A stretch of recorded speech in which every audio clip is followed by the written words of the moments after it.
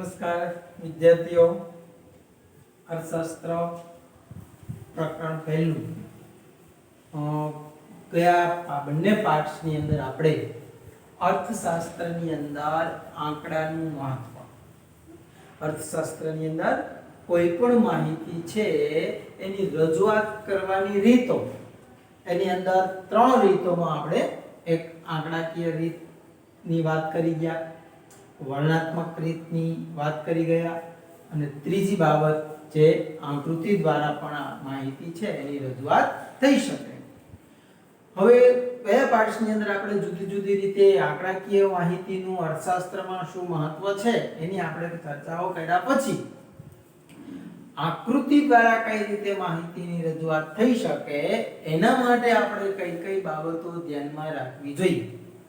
આકૃતિ દોરતી વખતે ધ્યાનમાં રાખવાની બાબતો જેની આપણે માહિતી છે એ અગાઉ આગલા લેક્ચરની અંદર જોયું કે માહિતી વિશ્વસનીય હોવી જોઈએ, એના પછી એનું પ્રાપ્તિ સ્થાન કયું છે, મતલબ સ્કેલ માપનું ધ્યાન રાખવું પડશે, સ્કેલ માપ છે યોગ્ય હોવું જોઈએ. આવી કેટલીક બાબતો આકૃતિ દોરતી વખતે ધ્યાનમાં રાખવી જોઈએ એની વાત આપણે જોઈ ગયા. એટલે હવે આપણને આકૃતિ દોરવાનું કઈ રીતે એ વાતની સ્પષ્ટતા છે થઈ ગઈ છે. તો ધોરણ 11 ની અંદર આલેખ દોરવા માટે એને આપણે પ્રેક્ટિકલી આપણે દોરી અને શીખવાનું છે. અગાઉ પણ મેં તમને એક વખત વાત કરી ગયો છું કે અર્થશાસ્ત્રની અંદર ખાસ કરીને બોર્ડની પરીક્ષાની અંદર 5 ગુણનો એક પ્રશ્ન જેના માટે આપણે આ શીખવું છે ખૂબ જરૂરી છે અને એ 5 ગુણ છે આપણને ખૂબ સારી રીતે મળી શકે તેમ છે. એટલા માટે આપણે એને થોડું સારી રીતે સમજશું કેમ કે બહુ સરળ છે અને એકદમ સરળ રીતે આપણે આ 5 ગુણ છે એ મેળવી શકીએ. તો આંકડાકીય માહિતીની આલેખ કે આકૃતિમાં રજૂઆત. હવે આલેખ શું છે અથવા આકૃતિ શું છે? આમ જોઈએ તો આપણે જોયું કે આને આલેખ કહેવાય. આમ જોઈએ તો તમને ખ્યાલ છે એટલે આલેખ કહી શકો, નહીતર એક પ્રકારની આકૃતિ છે અથવા કોઈ પણ આલેખ કે કોઈ પણ આકૃતિ એક પ્રકારનું ચિત્ર છે. અહીંયા સૌથી પહેલા આવું શા માટે કરવું જોઈએ કે આ બધું જ કરવા પાછળનું એક કારણ કે અર્થશાસ્ત્રની અંદર આલેખની જરૂરિયાત શા માટે? તો કે અર્થશાસ્ત્ર છે આંકડાની માયાજાળ છે, અનેક આટીઘૂંટીવાળા આંકડાઓ આવેલા હોય છે ને આ આટીઘૂંટીવાળા આંકડા દરેક માણસ સારી રીતે સમજી શકતું નથી. માટે અર્થશાસ્ત્રની કોઈ પણ આટીઘૂંટીવાળી બાબતો જો આપણે એને આલેખ કે આકૃતિ ઉપર રજૂ કરીએ તો ખૂબ સારી રીતે સમજી શકાય છે. એને એકદમ સરળતાથી સામાન્ય માણસ છે એ પણ સરળતાથી સમજી શકે છે.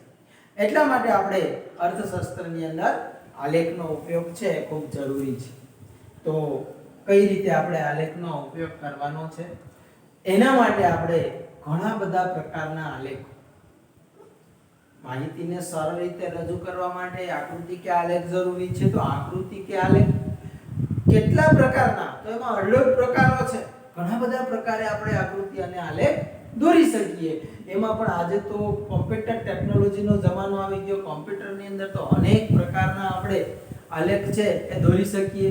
પરંતુ આપણા અભ્યાસક્રમની અંદર આપણે જે શીખવાનું છે એ અહીંયા 3 પ્રકારના આલેખ કે આકૃતિ છે એ શીખવાના છે. અને એ 3 પ્રકારના આલેખ કે આકૃતિની અંદર આપણે આજે શીખશું એ 3 પ્રકારની અંદર એક સ્તંભાકૃતિનો સમાવેશ થશે, બીજું પાસેની સ્તંભ આકૃતિનો સમાવેશ થશે અને ત્રીજું વૃત્તાંશ આકૃતિનો સમાવેશ થશે. વિદ્યાર્થીઓ ખાસ યાદ રાખજો, આ 3 પ્રકાર સેમે સેમ ધોરણ 12 ની અંદર આપણે એમનો અભ્યાસ કરવાનો છે. એટલા માટે આપણે લાંબા ગાળા માટે આ 3 પ્રકારો છે સમજશું જેથી કરીને લાંબો સમય સુધી યાદ રહી શકે. ધોરણ 12 ની અંદર આપણે આવ્યા પછી માત્ર એક પ્રકારનો આલેખ છે એનો ઉમેરો થશે. બાકી આ 3 પ્રકારના આલેખ છે એ સેમે સેમ આપણે ધોરણ 12 ની અંદર પૂછાવાના છે. એટલે આપણે એ રીતે યાદ રાખશું. હવે 3 પ્રકારો, આમ તો ઘણા બધા પ્રકારો, એમાંથી આપણે 3 પ્રકારો, એક સ્તંભાકૃતિ, બીજું પાસેની સ્તંભ આકૃતિ અને ત્રીજું વૃત્તાંશ આકૃતિ. આજે આપણે જોવાનું છે માત્ર સ્તંભ આકૃતિ. સ્તંભાકૃતિ છે એ કઈ રીતે દોરી શકાય? આપણી પાસે માત્ર આંકડાઓ છે. આંકડાઓ છે એને આકૃતિમાં રજૂઆત કરવાની છે. તો દાખલા તરીકે સ્તંભાકૃતિ એટલે શું? પહેલા તો આપણે વિચાર કરવો પડશે. સ્તંભ શબ્દ વાપરો છે. સ્તંભ એટલે આવી રીતના સ્તંભ. એ કદાચ તમને સમજાઈ ગયું હશે. આવા પ્રકારનો જે આલેખ બનશે એને આપણે સ્તંભાકૃતિ કહેશું. તો સ્તંભ આકૃતિની અંદર સ્તંભો ઉપર માહિતી છે સ્તંભો દ્વારા આપવામાં આવે છે એટલે એને આપણે સ્તંભાકૃતિ કહેશું. આકૃતિ દોરતી વખતે ધ્યાનમાં રાખવા બાબતની અંદર આપણે જોઈ ગયા કે એક x ધરી અને y ધરી આવું ક્યારે આપણે સ્તંભાકૃતિ દોરવી જોઈએ, ક્યારે પાસપાસની સ્તંભાકૃતિ દોરવી જોઈએ, ક્યારે વૃત્તાંશ આકૃતિ દોરવી જોઈએ, એ આપણને આપેલી માહિતી એટલે કે આપણી પાસે જે આંકડાઓ છે એ આંકડાઓ કેવા પ્રકારના છે એના આધારે આપણે આકૃતિ છે નક્કી કરવાની છે. તો આપણે જે આંકડાઓ આપ્યા છે એના ઉપરથી આપણે થોડું વિસ્તૃતીકરણ કરી વિશ્લેષણ કરી અને જોવાનું છે આના માટે આપણે કેવા પ્રકારની આકૃતિ દોરશું તો વધારે અનુકૂળ રહેશે. આ રીતે આપણે આકૃતિ છે પસંદ કરવાની છે. સામાન્ય રીતે સ્તંભ આકૃતિની અંદર એક ચલ પર કોઈ એક આધાર પર કોઈ એક ચલનું મૂલ્ય આપેલું હોય. એક આધાર ઉપર કોઈ એક ચલનું જો મૂલ્ય આપેલું એટલે કે આધાર એક અને એનું ચલ પણ એક.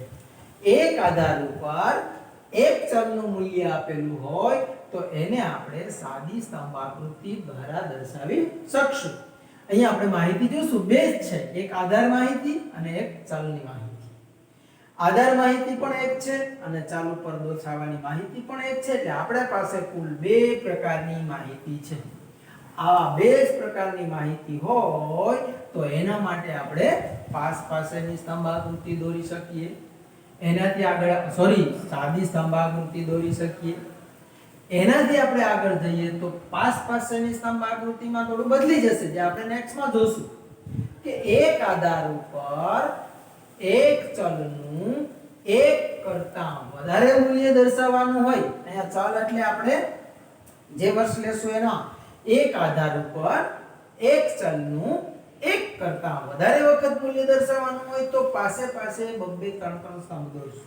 એ આપણે પાસેની સ્તંભ આકૃતિની અંદર આવશે એ નેક્સ્ટમાં જોશું. પણ અત્યારે આપણે જોશું કે આપણી પાસે માહિતી એવી છે કે એક આધાર ઉપર એક ચલનું મૂલ્ય દર્શાવવાનું છે. આધાર આપણે કોને લેશું તો કે આધાર છે એ મોટા ભાગે આપણે આડી ધરી ઉપર દર્શાવવાનો હોય છે જેને આપણે સ્વતંત્ર ચલ કહીએ છીએ. આ સ્વતંત્ર ચલ આડી ધરી અને આને આપણે પરતંત્ર ચલ કહીએ છીએ જે ઊભી ધરી ઉપર.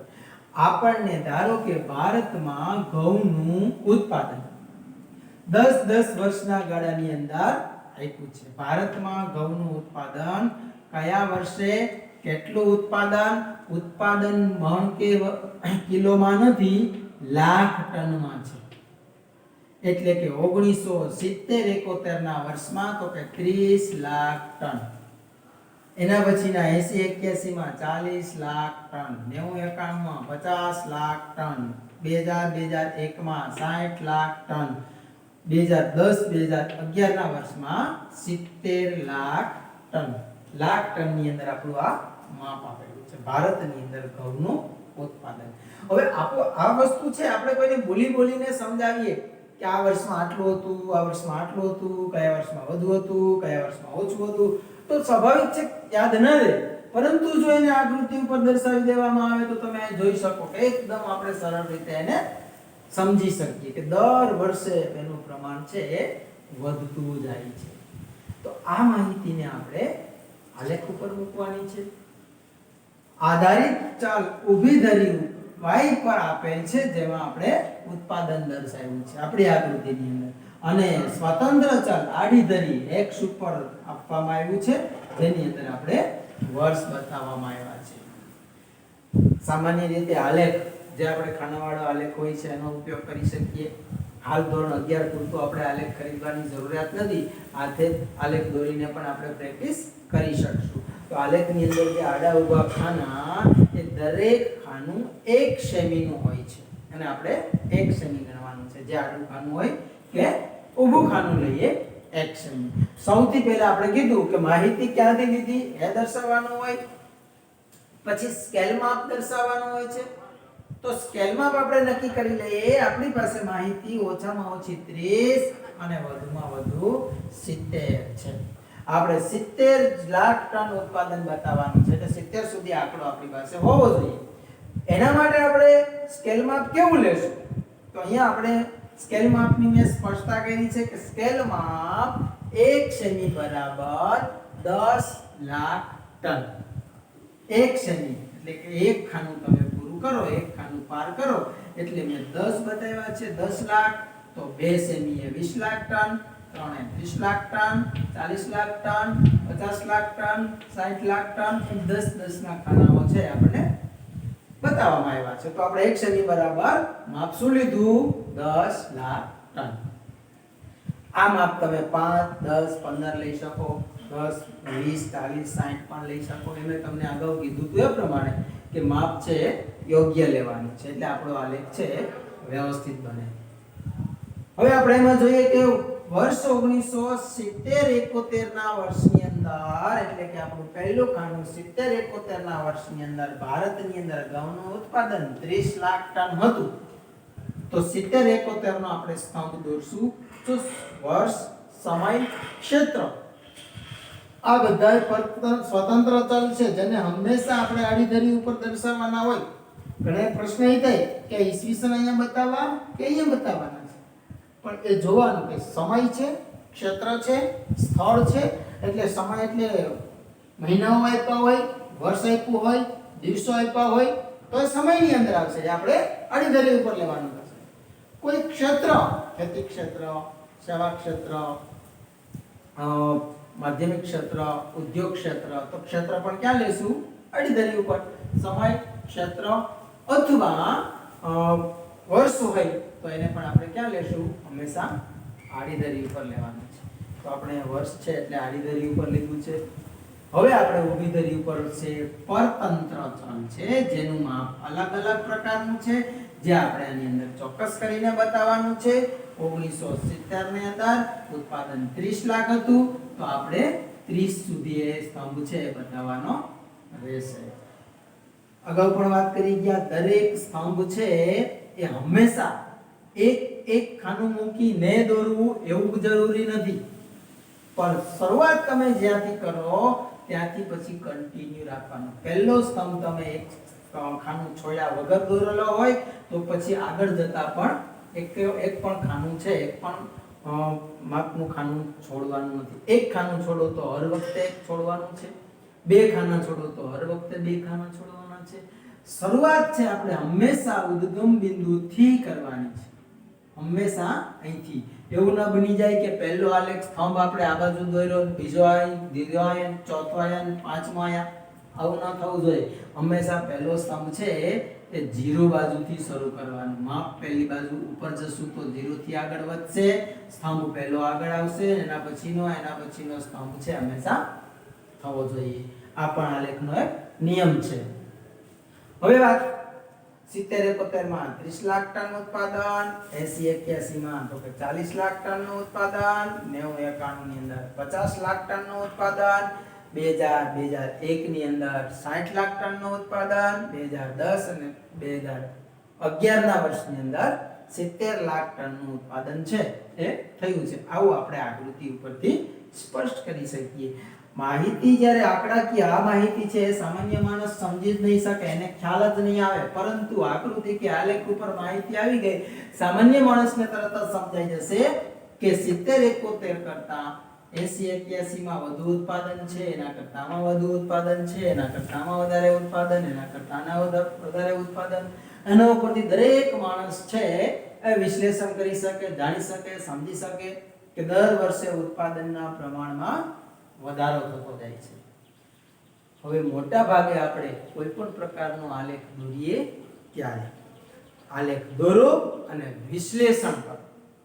વિશ્લેષણ કરવું એટલે શું? તો કે જે માહિતી છે એનું તમારે થોડુંક વિસ્તારપૂર્વક વર્ણન કરવાનું છે. આપણી પાસે જે માહિતી છે એનું વર્ણન કરવાનું છે. આને આપણે કહીશું વિશ્લેષણ.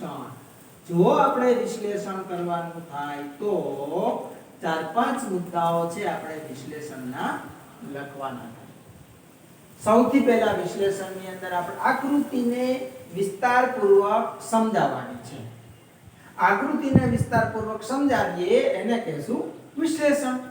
તો સૌથી પહેલા વિશ્લેષણમાં આપણે શું કહેશું તો કે તમે આડી ધરી ઉપર શું લીધું છે એ દર્શાવવાનું, ઊભી ધરી ઉપર શું લીધું છે એ દર્શાવવાનું. તો પહેલા આપણે શું કરશું તો કે આડી ધરી પર વર્ષ લેવામાં આવેલા છે, ઊભી ધરી ઉપર શું લીધું છે ઉત્પાદન લાખ ટનમાં. તો કે ઊભી ધરી પર, ઊભી ધરી અથવા વાક્યો તો પણ ચાલે, ઊભી ધરી પર ઉત્પાદન લેવામાં આવ્યું છે અથવા ઉત્પાદન દર્શાવવામાં આવ્યું છે. અને ત્રીજી ફરજિયાત સ્કેલ માપ કહેવાનું. સ્કેલ માપ 1 સેમી બરાબર 10 લાખ ટન લેવામાં આવેલું છે. આ તો બધામાં સેમ આવશે અથવા બધાય માટે આપણે આટલું તો વર્ણન કરી શકીએ. પછીનું વર્ણન તો કે હવે આપણે આંકડાઓ થોડાક એને પરિચિત કરશું.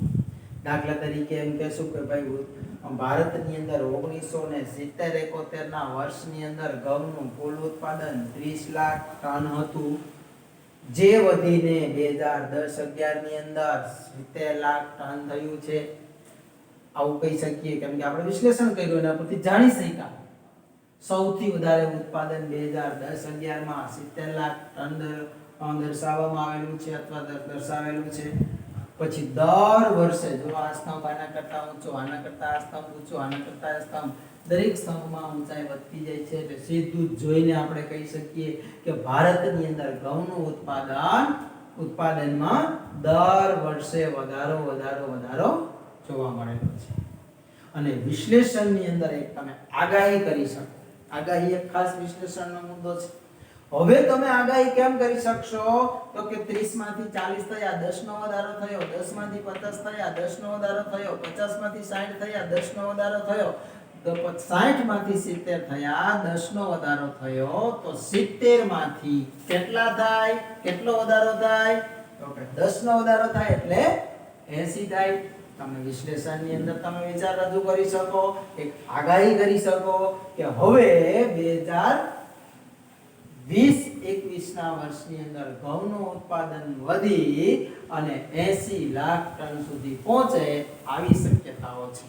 પણ આ બધું વિશ્લેષણ છે, જે પોતપોતાની બુદ્ધિ પ્રમાણેનું વિશ્લેષણ છે એ કરવાનું થતું હોય. પણ ખાસ બાબત એ છે કે તમારે આ પ્રકારનો સાદી સ્તંભ આકૃતિ છે એ દોરો. કોઈ પણ માહિતી આપેલી હોય એના ઉપરથી તમારે સાદી સ્તંભ આકૃતિ છે એ દોરવાની. ખાસ યાદ રાખી લેવાનું અહીંયા શું લેવાનું છે, સમય, ક્ષેત્ર, સ્થળ હોય તો અહીંયા લેવાના છે. બાકીની માહિતી ઊભી ધરી ઉપર મૂકી દેવાની છે અને યોગ્ય માપ પ્રમાણે ખાના દોરી નાખો એટલે આપણો સાદી સ્તંભ આકૃતિ છે એ તૈયાર થઈ જાય. આના પછી આપણે જે બીજા બે પ્રકાર પાસેની સ્તંભ આકૃતિ અને વૃત્તાંશ આકૃતિ છે એ સમજવાની છે. તો નેક્સ્ટ વિડિયોની અંદર આપણે નેક્સ્ટ આકૃતિ છે એ સમજવાનો પ્રયત્ન કરશું. અને તમારે તમારી નોટબુકની અંદર આવા પ્રકારનું ઉદાહરણ સહિત આકૃતિ આજે નહીં, આજે શીખી લેજો.